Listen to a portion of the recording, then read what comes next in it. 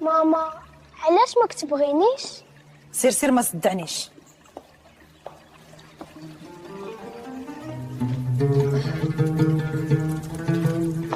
دير خدمتك مزيان، ما عنديش مع الكسل. راه ثقيل بزاف. ما يهمنيش. تزيدي توسخي حيت خاصك تعرف القيمه ديال الخدمه. بابا في غادي تبقى خليتيني؟